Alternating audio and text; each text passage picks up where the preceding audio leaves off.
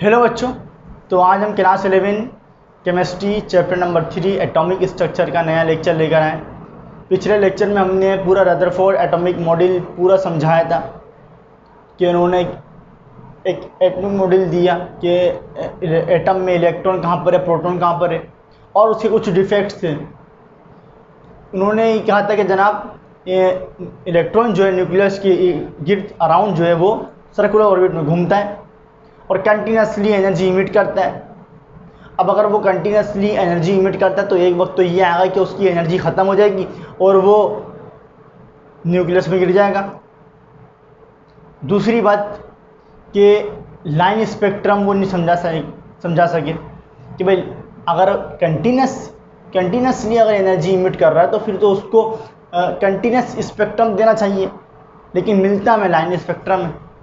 तो ये सारी बातों को, सारे डिफेक्ट, सारी वीकनेस सब कवर कर देंगे, सब समझाएंगे कि उनके जो वीकनेस हैं उनके वीकनेस को दूर करेंगे नील बोहर साहब, और एक नए एटॉमिक मॉडल अपना पूरा पेश करेंगे। नील बोहर साहब, नील बोहर, ये क्या कहते हैं? ये कहते हैं पॉइंट ले। अब बात नोट्स निकाल लो और पॉइंट बना के लिखते जाओ। ये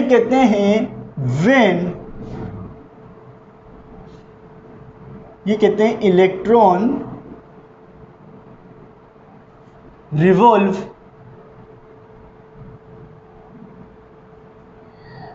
इन स्पेसिफिक ऑर्बिट। भाई सारे ऑर्बिट में मूव नहीं करता, रिवॉल्व नहीं करता, कुछ स्पेसिफिक ऑर्बिट में ही रिवॉल्व करता है विथ फिक्स्ड एनर्जीज। और जो ऑर्बिट हैं उनकी एनर्जी क्या होती है? फिक्स। इलेक्ट्रॉन सारे ही ऑर्बिट में रिवॉल्व नहीं करता। बोहर भाई साहब क्या बोल रहे थे? वो रदरफोर्ड भाई साहब, रदरफोर्ड कह रहे थे कि इलेक्ट्रॉन न्यूक्लियस के गिर्द सर्कुलर ऑर्बिट में मूव करता है। जैसे कि भाई ये न्यूक्लियस है तो इलेक्ट्रॉन उनके हिसाब से, उनके मुताबिक तो जनाब इलेक्ट्रॉन सर्कुलर ऑर्बिट में मूव करता है, यानी कि इलेक्ट्रॉन यहाँ भी मूव करता है, कर सकता है, यहाँ भी कर सकता है, यहाँ भी कर सकता है, यहाँ भी कर सकता है, सब जगह मूव करता है। लेकिन बोहर भाई साहब क्या बोल रहे? ये बोल रहे कि इलेक्ट्रॉन भैया सारे के सारे ऑर्बिट में मूव नहीं करता, इलेक्ट्रॉन कुछ स्पेसिफिक ऑर्बिट में ही मूव करता है जिनकी एनर्जी क्या है? फिक्स है। इलेक्ट्रॉन या तो यहाँ पर मूव कर सकता है इस ऑर्बिट में, या तो यहाँ पर मूव कर सकता है, यहाँ कहीं मूव नहीं कर सकता। कुछ स्पेसिफिक ऑर्बिट ही हैं जहाँ पर इलेक्ट्रॉन रिवॉल्व करता है, और जो ऑर्बिट हैं उनकी एनर्जी क्या है? फिक्स्ड है। यानी कि इलेक्ट्रॉन की कोई एनर्जी नहीं है, जो भी एनर्जी है वो ऑर्बिट की ही है, और इलेक्ट्रॉन ऑर्बिट के हिसाब से अपने आप को एडजस्ट करेगा। अगर इस वाले ऑर्बिट की एनर्जी 15 जूल है और इस वाले ऑर्बिट की एनर्जी 20 जूल है, तो इलेक्ट्रॉन की एनर्जी भी क्या है? 15 जूल। अगर इलेक्ट्रॉन इस वाले ऑर्बिट में घूम रहा है तो इलेक्ट्रॉन की एनर्जी क्या है? 20 जूल। यानी कि इलेक्ट्रॉन की कोई एनर्जी नहीं है, सारी की सारी एनर्जी किसकी है? ऑर्बिट की है। जो ऑर्बिट की एनर्जी वही इलेक्ट्रॉन की एनर्जी। तो इलेक्ट्रॉन अगर रहना चाहेगा तो ऑर्बिट की एनर्जी के हिसाब से ही रहेगा। भाई इसके पास इतना अख्तियार नहीं है कि ये अपनी एनर्जी बढ़ाए कम करे। जो ऑर्बिट की एनर्जी वही इलेक्ट्रॉन की एनर्जी। बोहर भाई साहब यही बोल रहे हैं कि इलेक्ट्रॉन स्पेसिफिक ऑर्बिट में ही मूव करता है जिनकी एनर्जी क्या है? Energies. Electrons revolve in specific orbit with fixed energies. जो ऑर्बिट है असल में उनकी जो एनर्जी है वो क्या है? फिक्स है। जैसे कि भाई एक स्कूल है ना। अब स्कूल में क्या होता है कि भाई स्कूल में भाई ये रूम नंबर 1 2 3 4 5 6 7, जैसे कि रूम नंबर 1 के अंदर फर्स्ट क्लास के बच्चे बैठते हैं, रूम नंबर 2 में सेकंड क्लास के बच्चे बैठते हैं, रूम नंबर 6 में 7th क्लास के बच्चे बैठते हैं, 6 में 6 के, 7th में 7th के, और कभी तो मतलब बेतरतीब बैठे हुए होते हैं। मतलब अगर रूम नंबर 1 के अंदर पहली क्लास के, रूम नंबर 2 के अंदर 5 क्लास के, रूम नंबर 3 के अंदर, रूम नंबर 1 में 1 क्लास के, 3 में 5 क्लास के, और 5 में 9 क्लास के बच्चे। मतलब फिक्स है कि भाई रूम नंबर 5 के अंदर 9 क्लास के बच्चे ही बैठेंगे। अब तुम ये मत बोल देना कि यार रूम नंबर 5 के अंदर तुमने मैट्रिक क्लास का बच्चा ला के बैठा दिया। नहीं नहीं नहीं नहीं, रूम नंबर 5 के अंदर 3 क्लास के बच्चे बैठेंगे, फिक्स कर दिया। बोहर साहब भी यही बोल रहे हैं कि भाई इलेक्ट्रॉन स्पेसिफिक ऑर्बिट में ही मूव करता है जिनकी एनर्जी क्या होती है, फिक्स होती है। अगर ये ऑर्बिट है, इसकी एनर्जी फिक्स्ड है 15 जूल, ये ऑर्बिट है, इसकी एनर्जी क्या है, फिक्स 20 जूल। अगर इलेक्ट्रॉन इस ऑर्बिट में मूव कर रहा है तो इसकी एनर्जी कितनी होगी, 15 जूल। अगर इसमें मूव कर रहा है तो इसकी एनर्जी कितनी होगी, 15 जूल। ठीक है। दूसरी बात क्या कह रहे हैं बोर्ड साहब, वेन इलेक्ट्रॉन, सबसे इंपॉर्टेंट बात जो रदरफोर्ड नहीं समझा सके थे, when electron revolves in specific orbit, it neither absorbs energy nor radiates।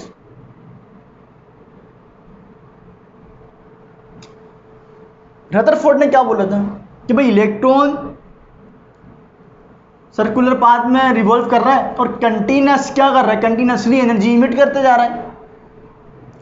Bohr क्या बोल रहे हैं, बोहर बोल रहे हैं कि जब इलेक्ट्रॉन किसी स्पेसिफिक ऑर्बिट में रिवॉल्व करता है तो ना तो वो एनर्जी को रेडिएट बाहर निकालेगा, ना ही अंदर लेगा, ना एब्जॉर्ब करेगा, ना रिलीज करेगा, ना रेडिएट करेगा, ना ही एब्जॉर्ब करेगा। इलेक्ट्रॉन जैसा घूम रहा है वैसे ही घूमते जाएगा। यही बात उनके वीकनेस की वजह बनी थी कि रदरफोर्ड ने बोला था कि भाई इलेक्ट्रॉन कंटिन्यूसली एनर्जी इमिट कर रहा है। अरे भाई कंटिन्यूसली एनर्जी इमिट कर रहा है तो एक वक्त तो यहाँ उसकी एनर्जी खत्म हो जाएगी और न्यूक्लियस से टकरा जाएगा, एटम ही खत्म हो जाएगा। लेकिन बोहर क्या बोल रहे हैं, जब भी इलेक्ट्रॉन स्पेसिफिक ऑर्बिट में मूव करता है ना तो वो एनर्जी को रेडिएट करेगा ना ही एब्जॉर्ब करेगा, वो जैसा चल रहा है वैसे ही चलता रहेगा। दूसरी बात अब ये बोल रहे हैं जनाब, इलेक्ट्रॉन जब स्पेसिफिक ऑर्बिट में रिवॉल्व करता तो ना तो वो एनर्जी को रेडिएट करेगा ना ही एब्जॉर्ब करेगा। दूसरी बात, हाँ इलेक्ट्रॉन, हम नहीं कह रहे भाई नहीं ऐसा नहीं होता, नहीं करता है क्या अजीब सी बात है, अभी तो बोला है नहीं करता और अब बोल लो करता है। हाँ भाई करता है बेशक करता है, हम मना नहीं कर रहे भाई, करता है। वेन कब करता है उसकी कंडीशन है, when electron absorbs energy it jumps from lower to higher energy level.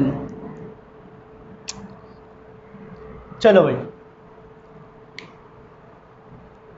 पहले कह रहे हैं कि भाई इलेक्ट्रॉन जब किसी स्पेसिफिक ऑर्बिट में मूव करता है तो ना तो वो एनर्जी को रेडिएट करेगा ना ही एब्जॉर्ब करेगा, जैसा चल रहा है वैसे चलता रहेगा।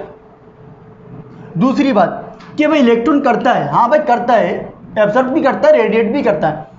अगर इलेक्ट्रॉन एनर्जी को एब्जॉर्ब करता है तो फिर वो लोअर एनर्जी ऑर्बिट से और लोअर एनर्जी लेवल से हायर एनर्जी लेवल की तरफ जंप मार देता है। देखो कैसे भाई, ये आपके पास ये पहला ऑर्बिट है, इसकी एनर्जी है E1, ये दूसरा ऑर्बिट है, इसकी एनर्जी है E2। अब इसकी पहले वाले ऑर्बिट की एनर्जी है 15 जूल, दूसरे वाले ऑर्बिट की एनर्जी है 20 जूल। अब आपने इसको एनर्जी दिया। अब अगर इसको पहले वाले ऑर्बिट से दूसरे वाले ऑर्बिट पर आना है, तो बोर भाई साहब कह रहे हैं कि आप अगर उसको एनर्जी दोगे तो लोअर एनर्जी ऑर्बिट से हायर एनर्जी ऑर्बिट की तरफ चले जाएगा। और ऐसा नहीं है आप में थोड़ी सी एनर्जी चले गया, नहीं भाई, इसकी कंडीशन है, देखो कैसे। अब इसकी एनर्जी है 15 जूल, इसकी है 20 जूल।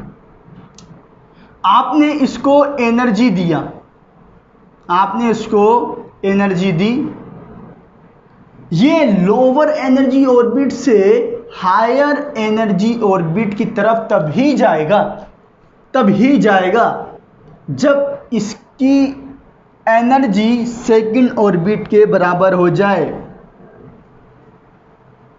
बोलो बोलो। इलेक्ट्रॉन लोअर एनर्जी ऑर्बिट से हायर एनर्जी ऑर्बिट की तरफ तभी जाएगा जब इसकी एनर्जी सेकंड ऑर्बिट के बराबर हो जाए।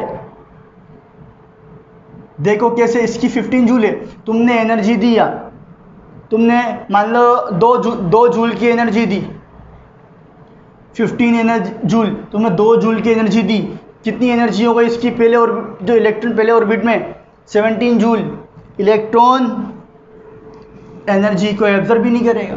तुम 3 जूल की देना चाहोगे, इलेक्ट्रॉन एब्जॉर्ब भी नहीं करेगा।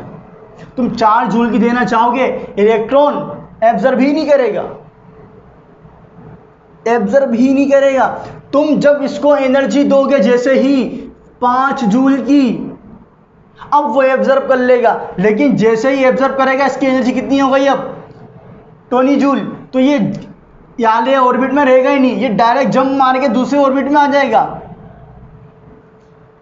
यानी कि इलेक्ट्रॉन एनर्जी को रेडिएट करे या एब्जॉर्ब करे, एक फिक्स अमाउंट में ही लेता है। अगर तुम इसको 17 दोगे नहीं लेगा, 18 दोगे नहीं लेगा, 19 दोगे नहीं लेगा। अगर 5 दोगे, मतलब इतनी देनी है कि इसकी जो एनर्जी है वो जिस ऑर्बिट में जाना चाह रहा है, अगर सेकंड में जाना चाह रहा है तो सेकंड वाली एनर्जी के बराबर हो जाए। जैसे कि 15 दी, 5 दे दी, 20 हो गई, सेकंड ऑर्बिट में मार देते हैं जंप। समझ रहे हो? तो इलेक्ट्रॉन क्या कर रहा है? जंप कर रहा है लोअर एनर्जी ऑर्बिट से हायर एनर्जी ऑर्बिट की तरफ। जब इलेक्ट्रॉन एनर्जी को एब्जॉर्ब करता है, फिक्स अमाउंट, भाई एक फिक्स अमाउंट है, और ये जो एनर्जी है, एनर्जी का डिफरेंस, जो भी उसने एनर्जी एब्जॉर्ब करी है या एनर्जी रिलीज करी है, वो क्या होना चाहिए? E2 minus E1 energy difference के बराबर होना चाहिए दो ऑर्बिट्स के। ये E2, ये E1, E2 minus E1 20 minus 15 5 joule. जो भी एनर्जी, चाहे वो रेडिएट कर रहा है चाहे वो एब्जॉर्ब कर रहा है, वो डिफरेंस होना चाहिए दो ऑर्बिट्स की एनर्जी के दरमियान। When electron absorbs energy, it jumps from lower to higher energy level. Bore साहब ने इन ऑर्बिट्स को एनर्जी लेवल का नाम दिया था, इसलिए इनको एनर्जी लेवल का नाम दिया, क्योंकि ऑर्बिट की, इलेक्ट्रॉन की कोई एनर्जी नहीं होती, जो भी एनर्जी होती है वो ऑर्बिट की होती है, इसलिए उन्होंने इनको नाम क्या दिया? एनर्जी लेवल का नाम दिया। ठीक है भाई, और सब इसे नोट करो, पोस्ट करके नोट कर लेना।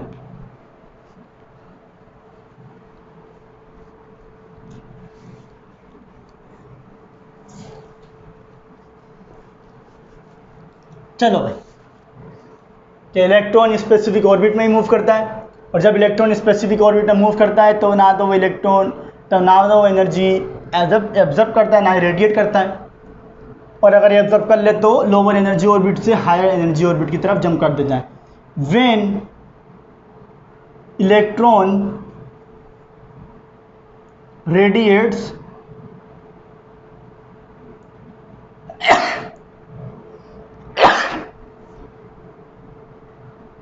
it when electron radiates energy, जब एनर्जी जब एनर्जी को एब्जॉर्ब करता है तो क्या करता है, लोअर एनर्जी लेवल से हायर एनर्जी लेवल की तरफ क्या कर जाता है, जंप कर जाता है। और जब इलेक्ट्रॉन एनर्जी को रेडिएट करता है, बाहर निकालता है, तो क्या करता है, it jumps from higher energy level to lower energy level. भाई मान लो ये न्यूक्लियस है, एक ऑर्बिट ये है, दूसरा ऑर्बिट ये है, इसकी एनर्जी 15 जूल E1 पहले वाले ऑर्बिट की, दूसरे वाले की 20 जूल E2। अब अगर इलेक्ट्रॉन हायर एनर्जी लेवल से लोअर एनर्जी लेवल की तरफ जंप मारता है, तो भाई 20 जूल के साथ तो ये नहीं आ सकता, इस एनर्जी के साथ इसको अपनी एनर्जी क्या करना पड़ेगी, रेडिएट करना पड़ेगी, बाहर निकालना पड़ेगी। भाई अगर यहाँ पर आना है तो भाई इस पहले वाले ऑर्बिट ने कानून बनाया हुआ है, नहीं भाई तुम अगर यहाँ पर आना है तो हमारे अपने कायदे कानून है, 5 जूल एनर्जी बाहर निकाल कर फेंक कर आओ, रेडिएट करो, 15 जूल में ही आगे बैठोगे, ये हमारा कानून है। तो इलेक्ट्रॉन क्या करेगा, जब यहाँ पर जंप करेगा तो एनर्जी रेडिएट करेगा, और अगर एब्जॉर्ब करता है तो जंप कर जाएगा हायर एनर्जी लेवल में। अब अगर इसको इस हायर एनर्जी लेवल से लोअर एनर्जी लेवल की तरफ आना है तो क्या करेगा, 5 जूल की एनर्जी रिलीज करेगा, रेडिएट करेगा। और अगर लोअर से हायर की तरफ जाना है तो एनर्जी एब्जॉर्ब करेगा, और एनर्जी भी एक फिक्स अमाउंट में ही एब्जॉर्ब करेगा। अगर 15 जूल पहले वाले ऑर्बिट की है, पर अगर दूसरे ऑर्बिट में जाना है तो 5 जूल ही चाहिए उसको, 3 जूल वो लेगा ही नहीं, 4 भी नहीं लेगा, 5 दोगे तभी जाएगा वो। इसी तरीके से जब सेकंड से फर्स्ट में आना है तो 3 जूल की एनर्जी लूज करने से काम नहीं बनेगा, 5 ही लूज करना पड़ेगी, तभी वो पहले वाले ऑर्बिट में आएगा। ठीक है, द एनर्जी एब्जॉर्ब्ड, जो एनर्जी एब्जॉर्ब करता है या रिलीज करता है, रिलीज या रेडिएट बोल दो, रेडिएट करता है, द एनर्जी एब्जॉर्ब्स और radiates by an electron is equal to the energy difference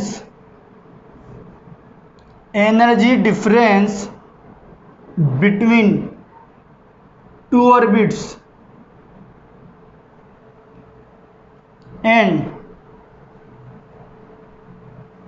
product of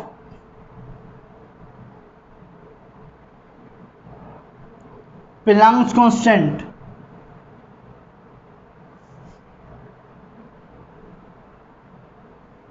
and frequency. क्या बोला, इन्होंने बोला कि इलेक्ट्रॉन चाहे एनर्जी को भी एब्जॉर्ब कर ले, चाहे रेडिएट कर दे, वो किसके बराबर होनी चाहिए, वो एनर्जी डिफरेंस के बराबर होना चाहिए 2 ऑर्बिट्स के दरमियान। यानी कि अगर रेडिएट कर रहा है किसके बराबर होना चाहिए, E2 माइनस E1, डिफरेंस के बराबर होना चाहिए, जो भी एनर्जी रेडिएट करे या एब्जॉर्ब करे। यानी कि सेकेंड ऑर्बिट की एनर्जी कितनी है, E2 20 जूल माइनस E1 कितनी है 15 joule, 20 minus 15 5 joule.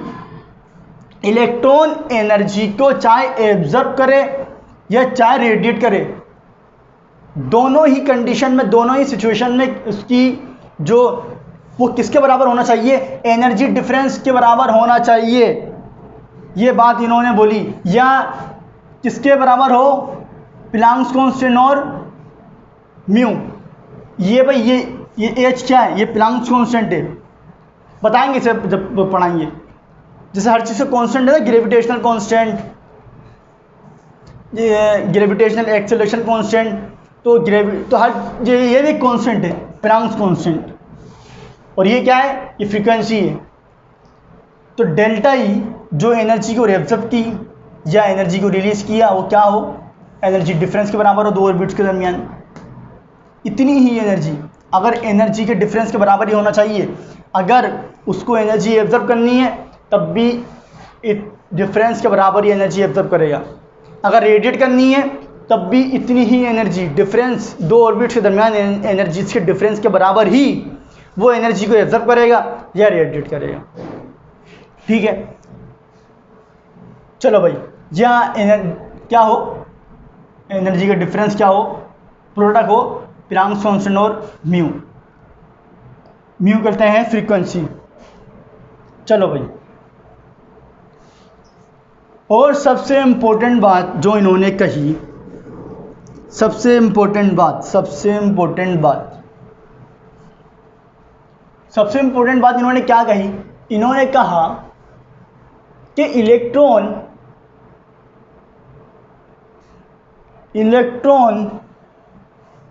revolve only in those orbit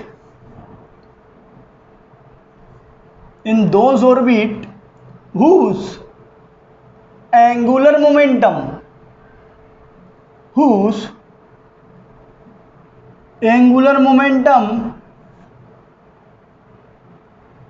is equal to integral multiple of h/2π।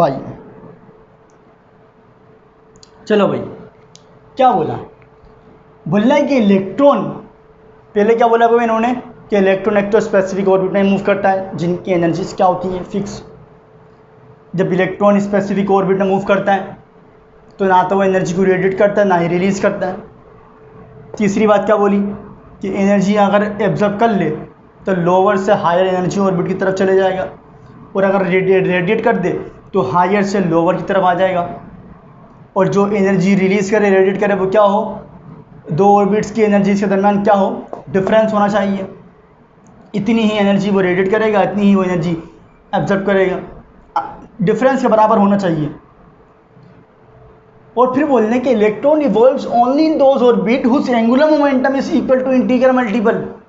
भाई मान लो ये इलेक्ट्रॉन घूम रहा है, इलेक्ट्रॉन सिर्फ उन्हीं ऑर्बिट्स में घूम सकता है जिसका एंगुलर मोमेंटम, जिस ऑर्बिट में इलेक्ट्रॉन का एंगुलर मोमेंटम क्या हो, h/2π का इंटीग्रल मल्टीपल हो, या तो h/2π हो, या तो 2 गुना हो h/2π इंटीग्रल मल्टीपल, या 3 h/2π हो, या 4 h/2π हो, या 6 h/2π हो, जो भी इंटीग्रल मल्टीपल हो।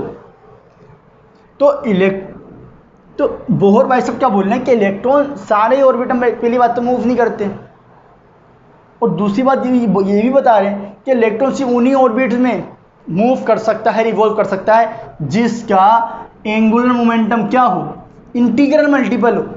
Integral multiple L is equal to angular momentum क्या हो, इंटीग्रल मल्टीपल हो h/2π।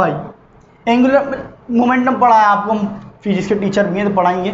मोमेंटम तो पढ़ा दिया हमने, जब बॉडी सीधी सीधी मूव करती है वन डायमेंशन में, सीधा सीधा मूव करती है, तो उसका जो मोमेंटम होता है उसे कितना, लीनियर मोमेंटम, मास और वेलोसिटी का प्रोडक्ट। और जब बॉडी किसी सर्कुलर मूव करती है तो उसमें जो उसको मोमेंटम होता है उसे कहते हैं एंगुलर मोमेंटम, और वो क्या होता है, r/p। तो जब ये फिजिक्स में जब हम पढ़ाएंगे चैप्टर नंबर 5 के अंदर, तो वहाँ अभी ये समझो कि जिसका जब बॉडी सर्कुलर मूव, जब कोई बॉडी गोल दायरे में मूव करती है, सर्किल में मूव करती है, तो उसके मोमेंटम जो है असल में उसको हम कहते हैं एंगुलर मोमेंटम। ठीक है, पर अब इसके अलावा पूरा डिटेल में पढ़ाएंगे चैप्टर नंबर 5 के अंदर। तो बोर भाई साहब कह रहे हैं जब इलेक्ट्रॉन सिर्फ उन्हीं ऑर्बिट में मूव करेगा जिसका एंगुलर मोमेंटम क्या हो, इंटीग्रल मल्टीपल होगा h/2 पाई। h क्या है, प्लांक्स कांस्टेंट, 2 कांस्टेंट, पाई की वैल्यू कांस्टेंट। क्या होगा एंगुलर मोमेंटम इलेक्ट्रॉन का, n h/2 पाई। n क्या शो कर रहा है, ये शो कर रहा है शेल नंबर।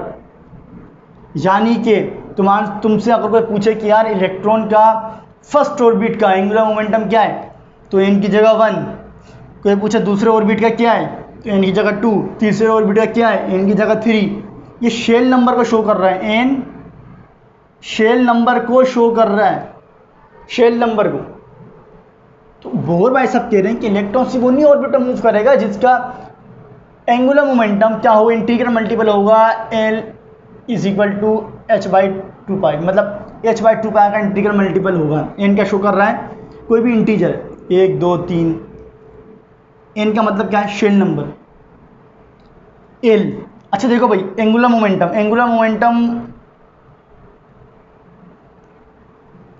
l क्या होता है, mvr, angular momentum electron.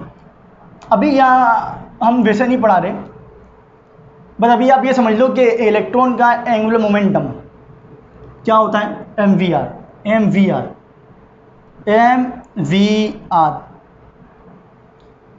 Angular momentum क्या हो किसी भी इलेक्ट्रॉन का, h/2 पाई का इंटीग्रल मल्टीपल हो। और l एंगुलर मोमेंटम क्या होता है, किसके बराबर होता है, mvr। l की जगह mvr, ये nh/2 पाई। इसे आप जेन में रख लो, mvr, ये इलेक्ट्रॉन का एंगुलर मोमेंटम। ये कैसे आता है, ये जब हम आपको फिजिक्स पढ़ाएंगे तब पूरा डिटेल में बताएंगे। तो बहरहाल अभी आप ये समझो कि इलेक्ट्रॉन का एंगुलर मोमेंटम क्या होता है, mvr, जो किसके बराबर होना चाहिए, h/2 पाई का इंटीग्रल मल्टीपल होना चाहिए। इलेक्ट्रॉन उन्हीं ऑर्बिट में मूव करेगा। तो ये थे इनके सारी जो इन्होंने जो रदरफोर्ड की वीकनेस थी, वो सारी वीकनेस इन्होंने पूरी कर दी। जो बातें वो नहीं बता पाए वो सारी वीकनेस इन्होंने पूरी कर दी और पूरा डिटेल बताया कि भाई क्या होता है, क्या नहीं होता, कैसे होता है। अच्छा हुआ अभी ये तो हमने सिर्फ और सिर्फ पूरा मॉडल पढ़ाया आपको। कुछ टीचर्स ये करते हैं कि मॉडल के साथ साथ जो डेरिवेशंस होती हैं वो भी तभी उसी लेक्चर में कराते हैं, लेकिन हम ऐसा नहीं कराएंगे।